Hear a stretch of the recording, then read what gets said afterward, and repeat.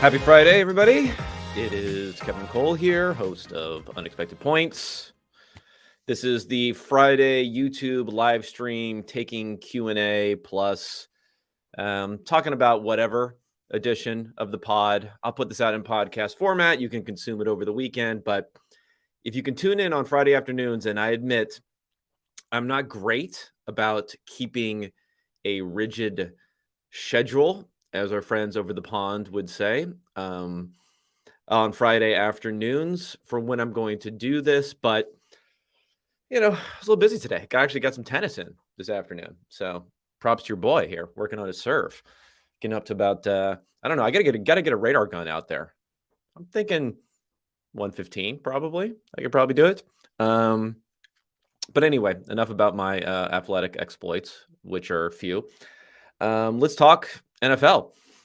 Not the most eventful week, but this article that came out today from Mike Sando, where he goes and, Sando's the man. In case you didn't notice, I had him on my podcast, interview podcast a few weeks back.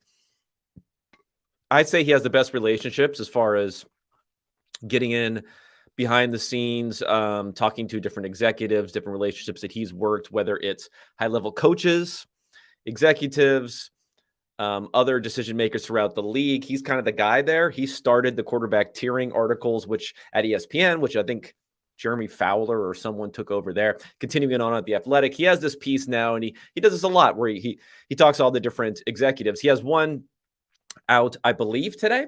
Let me see. Let me look at the timing on the tweet here. Yeah, he put it out today, where he goes through all 32 teams, and he has some quotes from executives about the different drafts. And I love going through this because, number one, you can learn stuff. You can get maybe a little bit better sense of feedback from the NFL on players that is not present in draft position. I think draft position, and as I've discussed here, it's much better than trying to give teams credit for steals versus draft position. Reaches, maybe a little bit of a different deal, but we still don't know everything. We don't have every team's board. If we had every team's board, we'd have a much more complete view of what the real feedback is on all of these different prospects beyond what we're seeing on the final draft results. So, any hint of that we can get properly weighted is a good thing to see. And I also like to point out perhaps some of the flaws in the thinking from executives. And I did that here. And I'm going to walk through some of that there. I'm going to talk Lamar's contract. I think I'm actually going to do that first because that went down before the draft, and I don't believe I ever talked about it on this podcast. So I want to do that at least quickly, relatively quickly first. Then we'll talk through this article. Then we'll go Q&A. So I'll put it in the chat here right now. Let's just say leave Q&A here for anyone. For anyone that happens to be, whoops, I did the wrong thing here. I left in the private chat on StreamYard rather than in the actual comments on YouTube. Okay, this is much better. So leave it here, and then I'll get to those at the end, okay? But I can't go too long, though, today. Soccer practice. Friday night soccer practice. Don't ask me why. For my youngest. Youngest is an athlete. It's so weird how these kids can be so different. My oldest, bookworm, like math guy, not physical at all. If we only had one kid, I would think I had the worst genes on the planet when it comes to athleticism. I would have started questioning my own athleticism. And then our second is like Mr. Athlete and everything, doing track and field, winning everything there, and soccer and other stuff. So anyway, you got soccer practice tonight. So got dad duty. I'll eventually have to go to. But before that, let's get into all this stuff. So I have I put out a kind of a tweet thread about this article. Again, the Sando article. I'll go ahead and bring up the article itself so you can see it, because this is it's great work from Sando. Yeah, I stole the image here for the for this YouTube here. So the article right here, NFL Draft 2023, executives unfiltered on all 32 classes. Eagles overrated. I kind of like that. I'm actually with big NFL a little bit on that one, and some other things here. So it goes through every single team. Okay. But I think I'm going to go back to my tweet thread about this only because it highlights what I wanted to talk about. on this. So first off, and this is one, you see your boy is kind of getting a little hammered on the quote tweets here, 32 quote tweets to 7 retweets. It's not a perfect game like I did the other day where I think I had something like 15 quote tweets to 0 retweets, but some of the less fortunate out there when it comes to probabilistic thinking and understanding positional value have picked this up and decided to dunk on it. So dunk away, my friends. I'm going to lean into some of these Twitter beefs instead of leaning out as I have in the past. And I'm going to try to do this today. But so here's the quote here for those who didn't see it. So it's talking about Bijan and it's talking about the Atlanta Falcons. Okay. And the quote from the executive on this one is, everyone selected below Bijan probably has fewer first-round grades amongst the 32 teams than Bijan did. Would you rather have a guy at a non-premium position that you feel confident being top 3 at that position, or a guy that is just going to be okay or carry greater risk? The goal is to draft good players first and foremost. Okay. So my response to this, and again, it might be something you could interpret incorrectly, and I see 39 people on the quote tweets and many people in the replies have chosen to interpret this incorrectly. But I think this executive quote kind of wraps it all up. So my point on this here was as an illustration of why positional value still isn't fully appreciated in the draft. And it's also reflected in like the one size fits all big boards. I complain about big boards. I did a piece myself where I took grading from SIS Sports Info Solutions, wrapped it into contract values, and then tried to do my own kind of big board with contract values in here. So this is the part that people are taking umbrage with. I don't know if umbrage is the correct word, but it's the point that people are trying to distort and get out there. And again, it feeds right into the incorrect thinking when it comes to positional value. I say the goal is not to draft good players, is to win games, or better yet, build a team with a championship talent. So of course, people want to pick out that thing and they say the goal isn't to draft good players. You got to draft good players. Good players. What else is going to make you good? What else going to make you a championship team? What's going to blah blah blah? But I think my point is exactly correct. I mean, maybe I'm giving myself too much credit here. But again, when you go to this guy's quote, he says the goal is to draft good players first and foremost. And that is their positioning against the positional value argument.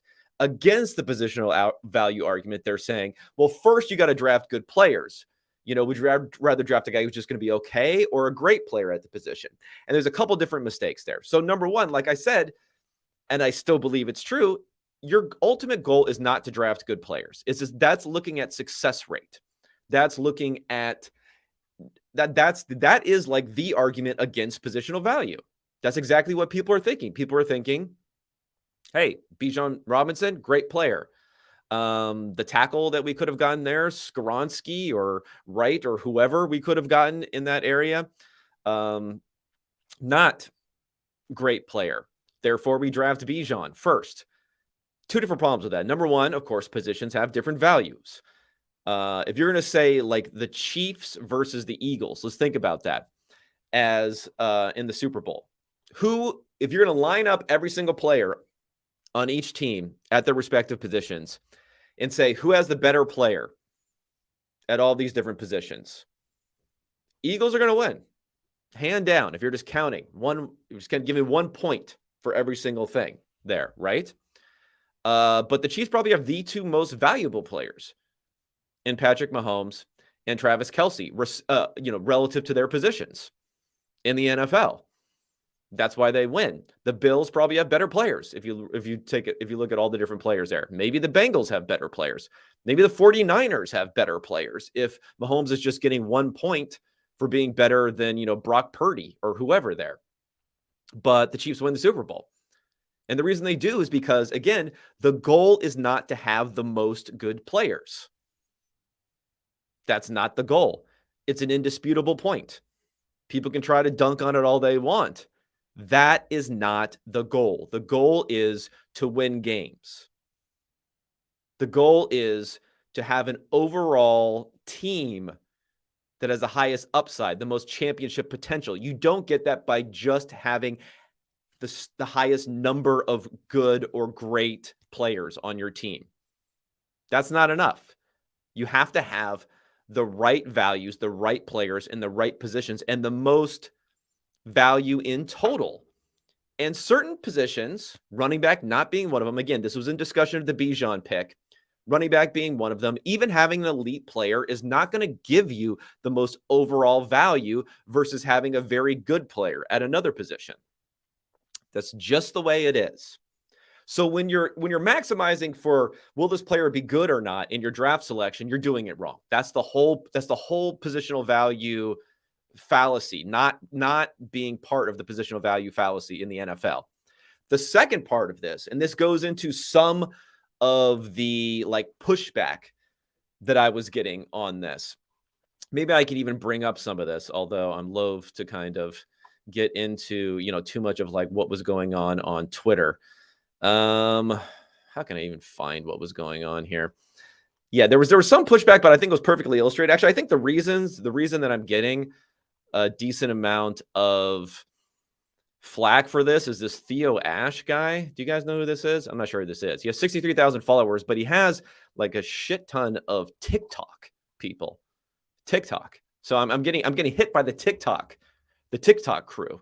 Do you guys have any idea who this guy is? Theo Ash, TikTok. I remember when I was at PFF, they were like, "Hey, we need to, do some TikToks." I'll die before I put out a TikTok. Okay? Before I put out an NFL TikTok. No offense. I'm sure, you want me to do some like dance moves or something in there. Yeah, maybe you can do that. Maybe that works. Maybe little video clips or whatever will work in there. But I'm not going to do anything I don't consume. And I sure as hell ain't consuming TikTok. Oh, I'm sure someone in the comments saying he's a cool dude, but very snarky. Yeah, I'm sure he's a cool dude, but whatever. He's wrong here. Again, he's kind of missing the whole point here. He's even trying to come back at me. Lots of teams probably have more talent than the Chiefs. No. I said lots of teams probably have more good players than the Chiefs. That's my whole point. Does he not first of all, he's actually even quoting and he's saying lots of teams have more talent than the Chiefs. I didn't say lots of teams have more talent. I said the Eagles had more good players. See, that's exactly it. Lots of teams probably do. Like, at least quote me correctly here, buddy. But anyway, so the point here from what was going on in this Theo Ash thing here is that when he was coming back here, and this is the second point of what happens, what goes wrong in positional value, right? Is this part here that he comes back on. He says, but a good running back is more valuable than a bad tackle. So this is the second part of it, is probabilistic thinking. That's the problem. It's probabilistic thinking. We don't know on our evaluations. We don't know Bijan Robinson is even going to be good. I mean, he probably will be good. Hit rates at running back are higher in the first round, primarily because you can like turn around and hand them the ball. It's kind of hard to not be productive when that's the case. But even so, like within positions, Bijan's probably going to be good. So he's saying, is it better than have a bad tackle? Well, the problem is there is no such thing as like bad tackle, good tackle. We know for sure at any point in the draft, especially not the first round. Yeah, I get it. Would you rather have Bijan Robinson or the 34th tackle prospect? Yeah, I'd rather have Bijan Robinson. Like I put that into my analysis that I went together. I said I thought maybe the end of the first round, beginning of the second round was a decent place for him. It's after maybe 5-6 tackle prospects, but it's not after 15 tackle prospects. That is part of the analysis here. But the thing is, we don't know any prospects are going to be bad because someone's median outcome, their most likely outcome is lower. It doesn't mean that is going to be the outcome, or else what's the point? There'd be no busts in the first round of the draft, and then there'd be all busts at the end of the draft. Everything you have to look at probabilistically, probabilistic thinking. That's the other big problem with this. For a lot of people, it's good player Bijan versus mediocre player. Which one would you rather have? Well, the problem is we don't know anyone is going to be a mediocre player, especially not a first round draft pick. Hit rates are lower, but it's talking about a difference on the margins. We're talking about running backs in the top 15 who are probably successful 60% of the time, 65% of the time, versus a tackle who is successful 45% of the time. Does that mean you always take the running back? No. It's a similar sort of thing when it even comes to like passing the ball versus running the ball. Why are teams so enamored with running the ball, and they have been for so long, before eventually we're getting further and further towards passing the ball. Same thing with 2-pointers versus 3-pointers in the NBA. It's looking at success rates and how that feels, or the likelihood of success, versus what is actually more valuable. Running plays have about the same success rate. Sometimes in certain situations, higher success rates than passing plays. But that doesn't mean they're more valuable. 2-pointers in the NBA obviously have higher success rates, in other words, making it, than 3-pointers, but it doesn't mean they're more valuable. Success rates are part of it, but it's about probabilistic thinking. So what I would ask Theo and everyone else out there, what I would ask them to do, and this is also, I think, which is really interesting part of a lot of this discussion, is we're all talking about making predictions, right? So I'm going to go ahead and bring up the book that all these people should really be looking at, and that is Super Forecasting. If any of you have not read Super Forecasting, I suggest you do it.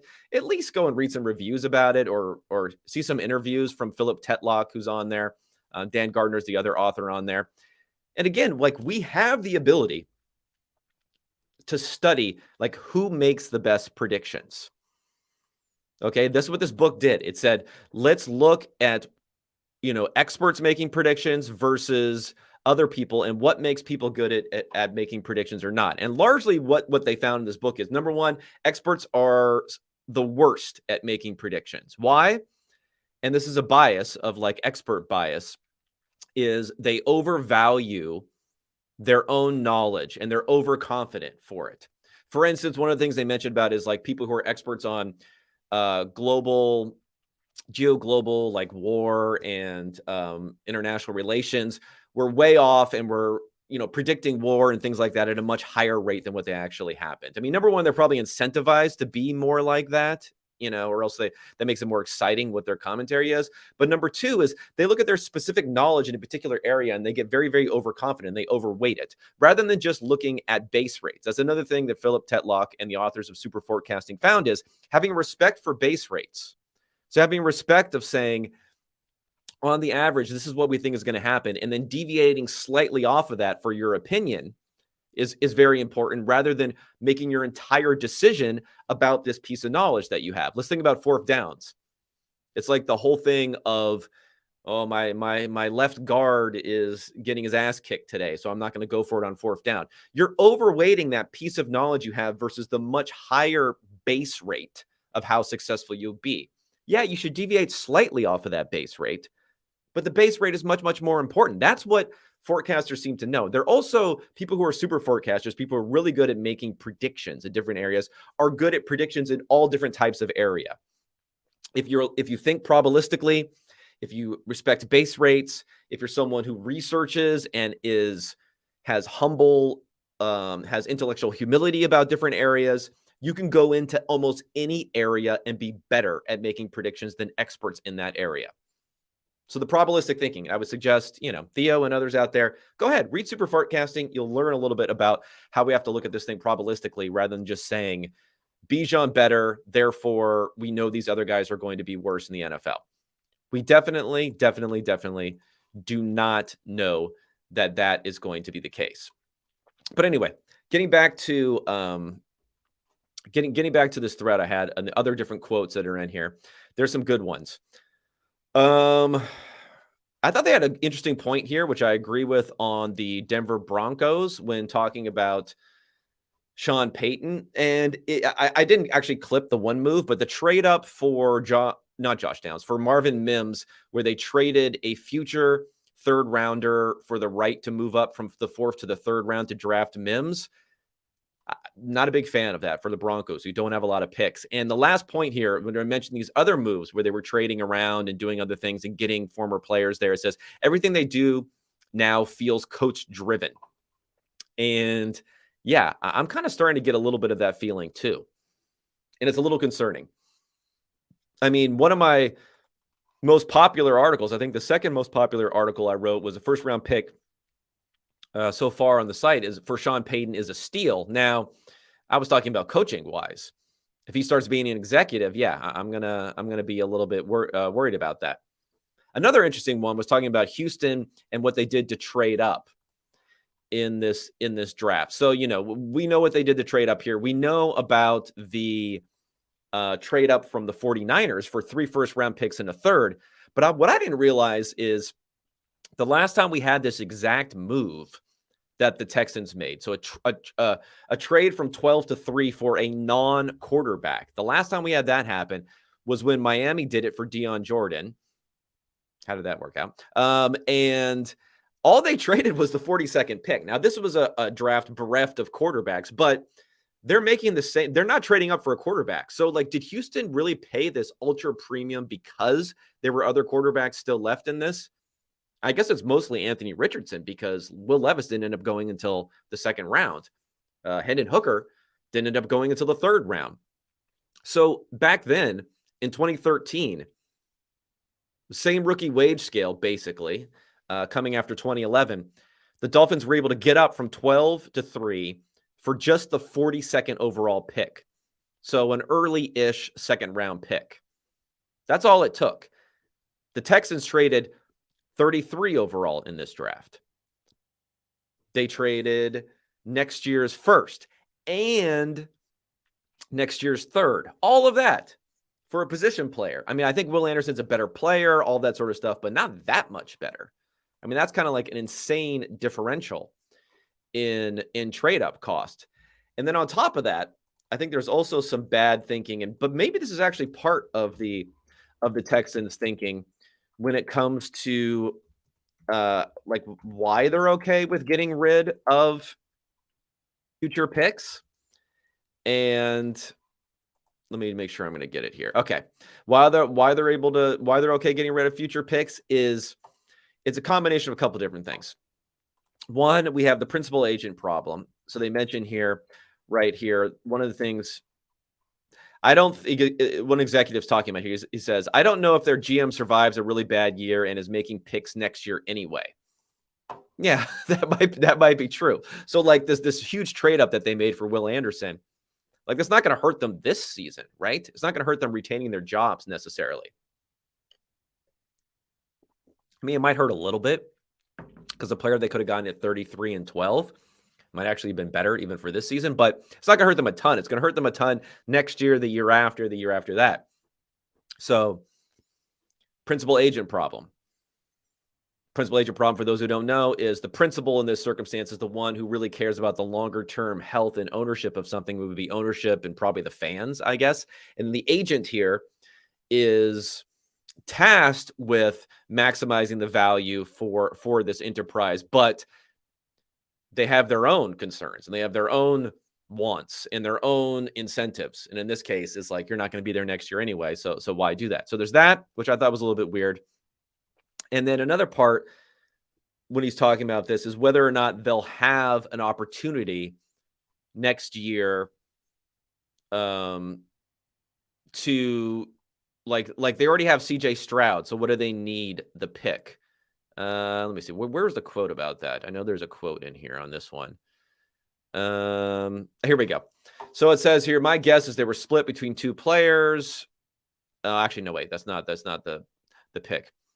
Anyway, there was another quote in here. I can't find it right this moment, but it was basically saying, hey, if they're really bad and they survive, they already got their quarterback, so they don't need a quarterback next year anyway, if you're the Texans, so who cares? But the thing is, if they're really, really bad, they might have a very, very valuable pick they can trade away. I mean, the Titans trade away to the number one pick in 2016 after drafting Marcus Mariota. Or you could, if CJ Stroud really, really stinks, I'll be out in the streets saying they should draft another quarterback and think about it at least.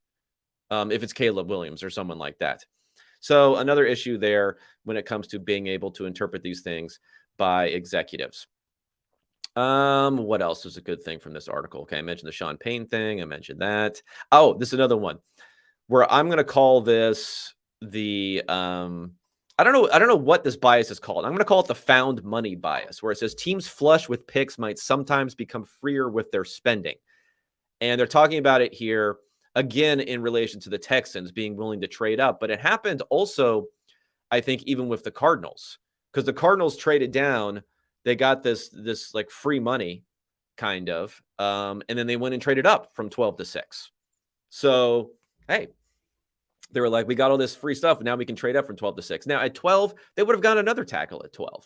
They would have gotten one of the top tackles. It would have been the exact guy they wanted, but was it worth trading up in order to get the exact guy they wanted? Maybe. But again, I think it was a little bit of this found money bias, and that's a huge thing in drafts. As they mentioned, Miami did that before, and I don't know. Even if you have some found money, even if teams give you picks, I don't think there's any team in the NFL that's like, we got too many picks. We can't do this. We have too many high value picks. We need to consolidate these. All these teams that are consolidating their picks, thinking about that a year or two or further down the line, they're going to be wishing that they had more picks to have more shots at elite talent at premium positions. Okay, let's talk. Let's talk Lamar contract. Let me see if the details are at OTC yet. The thing, okay, here's my big picture thing on Lamar contract. Big picture Lamar contract story that I'm going on here is, why couldn't this have just been done a year ago? Why couldn't this have just been done earlier this offseason? I think the timing is pretty interesting because it seems like Lamar saw what Jalen Hurts got. Hurts is not getting as much upfront money, but then again, he didn't have nearly as much leverage to get upfront money because he was on a rookie deal where I think he was going to make $2.5 million next year versus Lamar being on the franchise tag where he's going to make 30 something million. So he's getting cash of something like 70 million in year one versus Jalen Hurts getting cash of 26 million or something like that. So he had a lot more leverage in that regard. And he was able to get that because no remaining years on the contract other than the high franchise tag. But everything else kind of seems like he could have done it earlier. So it's really weird how the Jalen Hurts contract seems to potentially at least set a number that Lamar was comfortable with just going on top of it. Now, my other theory is that, and this, I was even talking about the fact that, hey, maybe the Ravens look at a quarterback in the draft. It's possible. My other theory is the timing might not be coincidental that Lamar signed this deal right before the draft started, essentially eliminating the chance that any of that could happen. And he was willing to get it done pretty quickly. I think it was something like 4 days between the Jalen Hurts contract and Lamar Jackson announcement. That could be part of it. Because from Lamar Jackson's perspective, why sign it now, this deal, which I don't think is going to be pulled off of the table?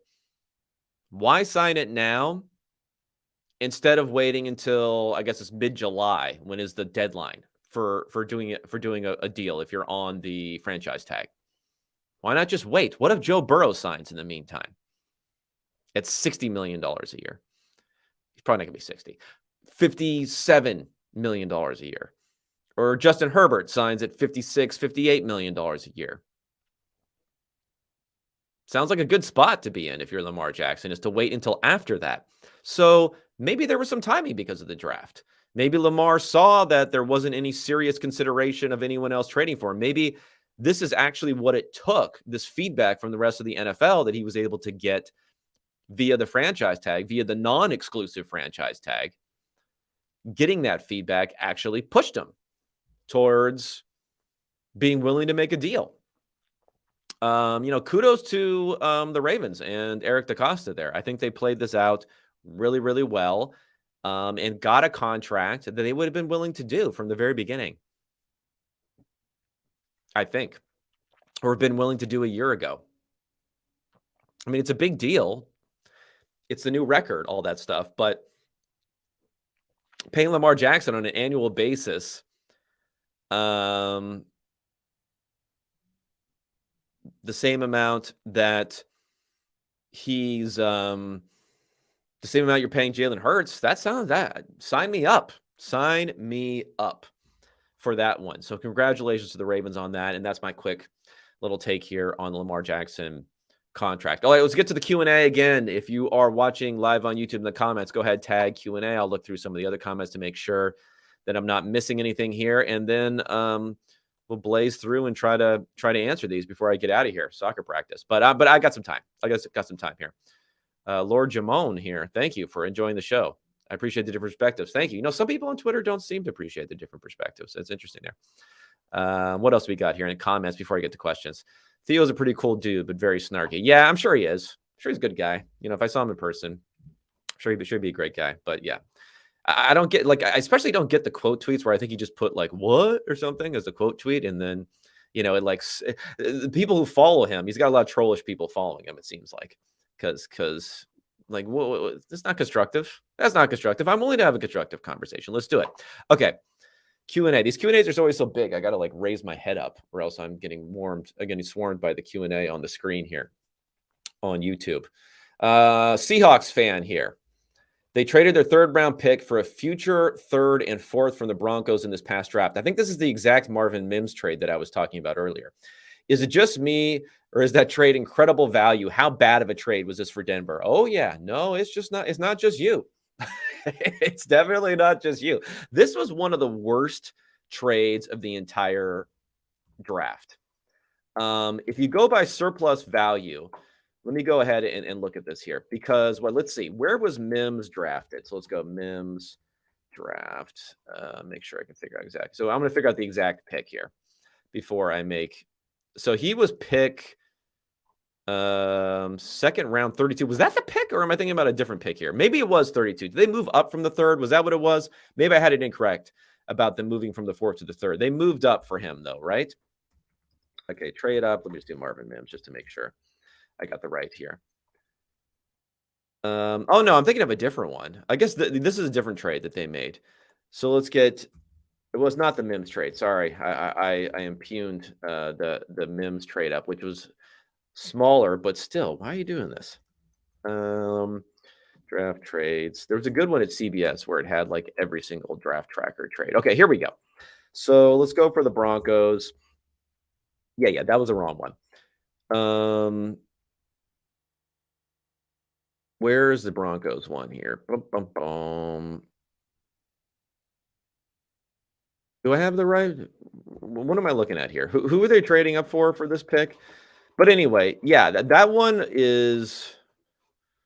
Sorry, I'm gonna have to. I gotta get my good trade data here. Trades. Okay. We'll look at this one here. Yeah, I think there were a few different Broncos trades here that got. Okay, can I find this? All right, I'm having difficulty finding this thing here, unfortunately. Okay, it says draft trade tracker, but I don't see this exact trade. Hold on, let me look back in the comments so I can figure out who are they trading up for as part of this one. Okay, I see the Marvin Mims. So they got 63 for trading 68, and then they flipped 139 for 183. That's fine. Riley Moss, they moved up 108. Okay, this is one. Okay, this is the one I was talking about. So it was actually Riley Moss. It was not that they were trading up for. It was not Marvin Mims. So this one is god awful. So they got, so they traded up to 83rd, and they gave up 108. So the difference between 83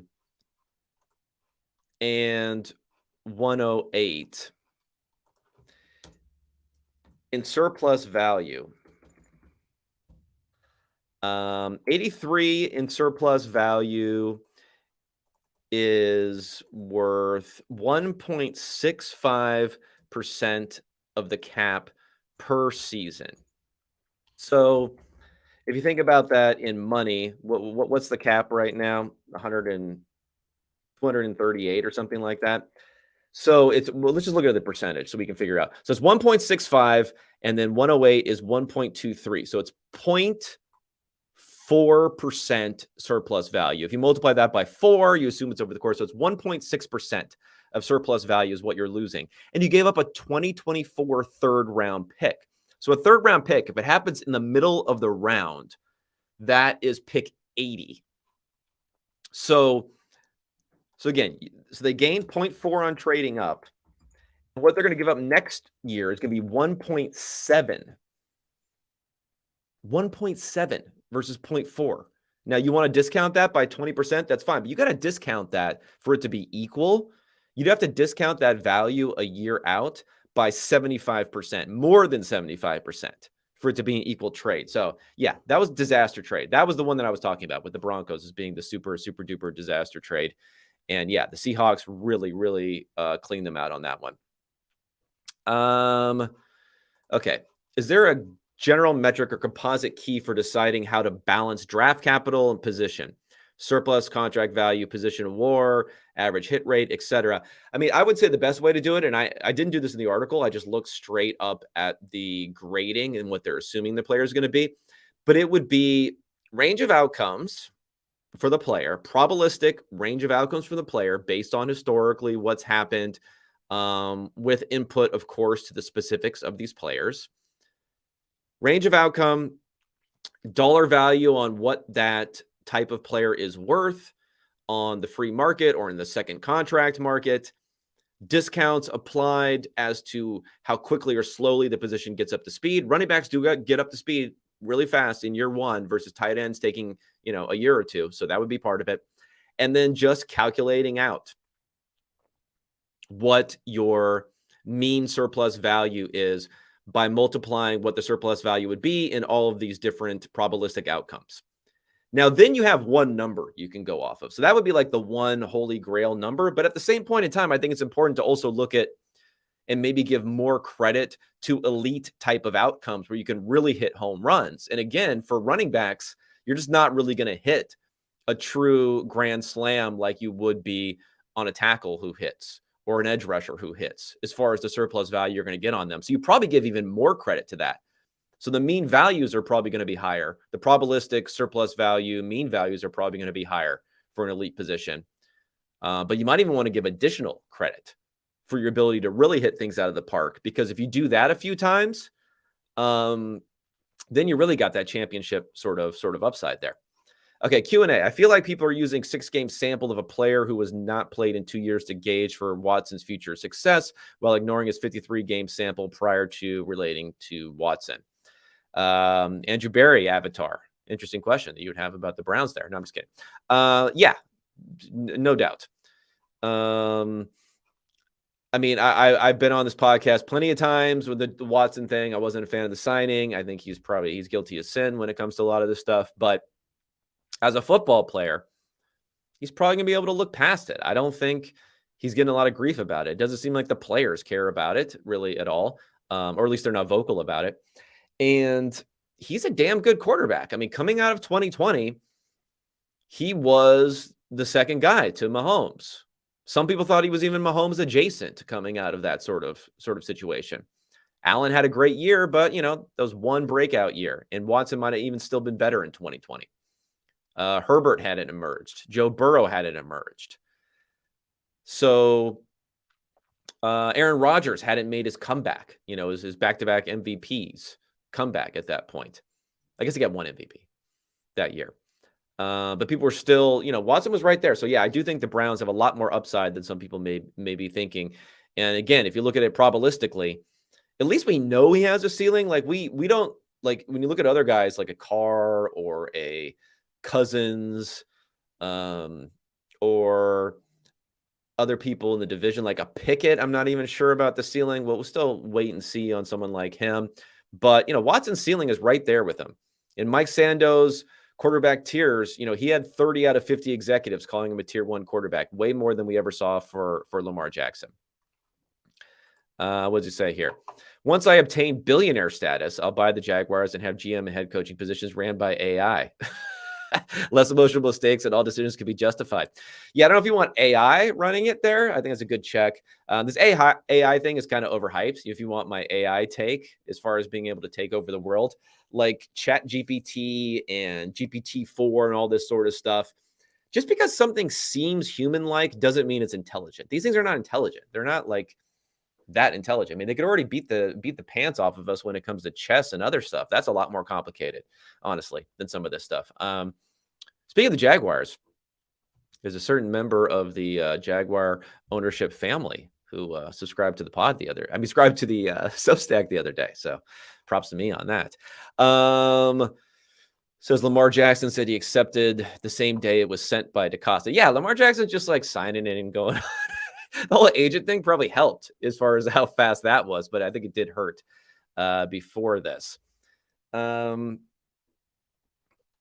let me see what else we got going on here. Kind of asked this earlier, but how much did you weigh your team's scouting versus consensus?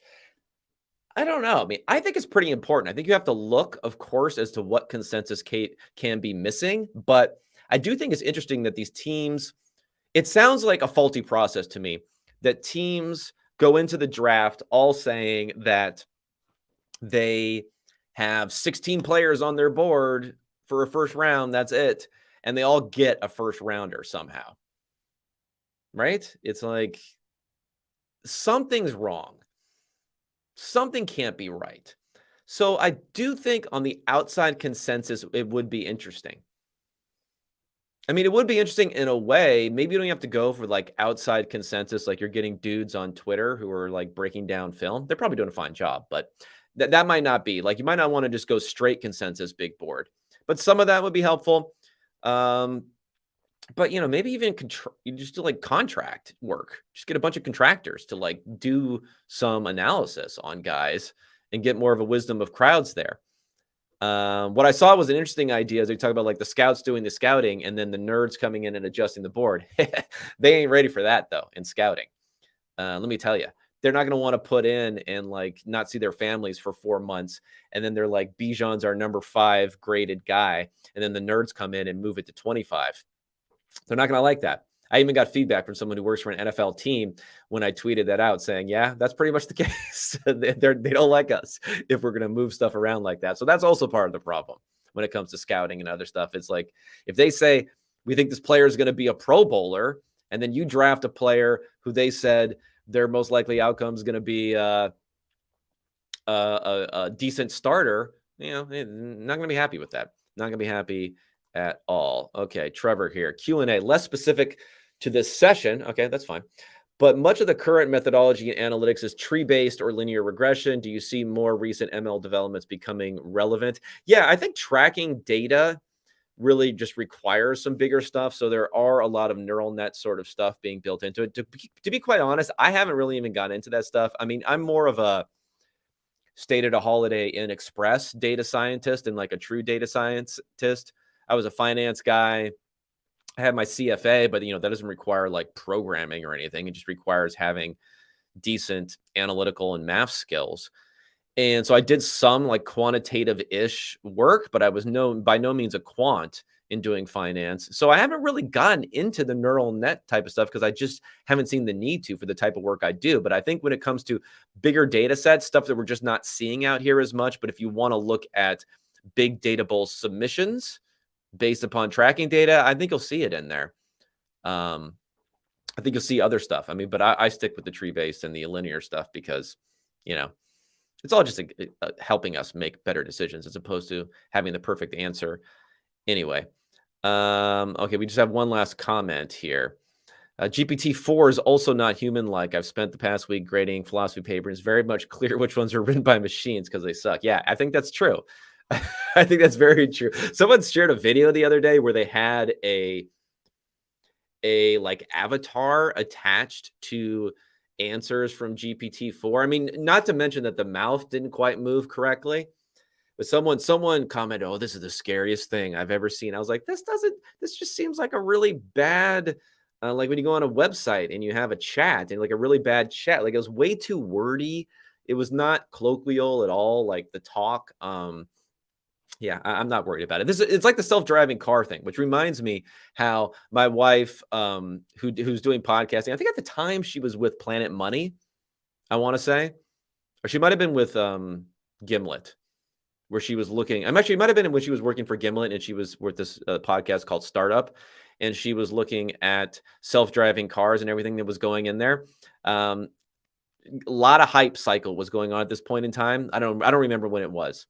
5-6 years ago, maybe.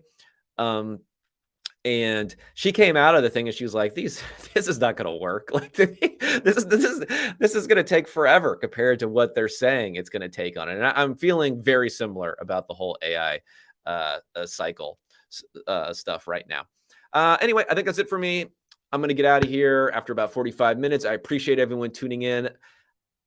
I'll try to go a little bit earlier on Fridays when I do these in the future. I know this was a little bit late compared to earlier, 4 o'clock, but the schedule didn't quite match up. But I'm glad everyone wants to jump in and get to this. So it's funny because I don't want Coach GPT making philosophical decisions. We do need a random play selector, though. What do you think about that? Like, what it's one of those things where, like, if you ask, you're trying to like mix up your play calls, maybe, right? You're trying to mix up your play calls, but people are really, really bad at mimicking randomness. So I do think that would be interesting to have like a random play selector throw something at you, if you're a coach, and then no one could like figure out your tendencies again. But anyway, sorry. Let me do my outro here. Thanks everyone for tuning in. I'll talk to you more out there. Next week, I got Hermsmeyer's coming back. He's like Mr. Negativity on the NFL and analytics. So I'm going to talk to him. I'm going to have Ben Baldwin on the following week, where we're going to go and rank GMs and rank front offices. That's always a fun exercise that the Saints fans hate. And a lot of good stuff coming in the offseason. I'm going to do some like non-football interviews too. I think I'm going to talk to Ryan O'Hanlon, who wrote a great soccer analytics book. I'm going to try to talk to this other guy, what's his name? Luke Burgess, who wrote a book about mimetic desire and different things there. And he's a big sports fan. So I've had some conversations with him. So we're going to talk about that and kind of how that can be applied to the NFL and other things, and a lot of other things, and a lot of research and other podcasts on the way. Thanks everyone for tuning in. I'll be talking at you guys next week. In the meantime, of course, go to the Substack, unexpectedpoints.substack.com, and sign up there, and more research will be on the way.